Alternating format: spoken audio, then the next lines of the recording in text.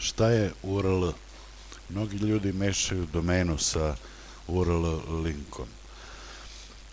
Kada vam se traži u nekom polju da upišete URL kao ovde, na primjer, evo ako pokušamo da unesemo samo domenu, odnosno adresu sajta, recimo neparno10.com, vidjet ćemo da nismo uneli zapravo URL.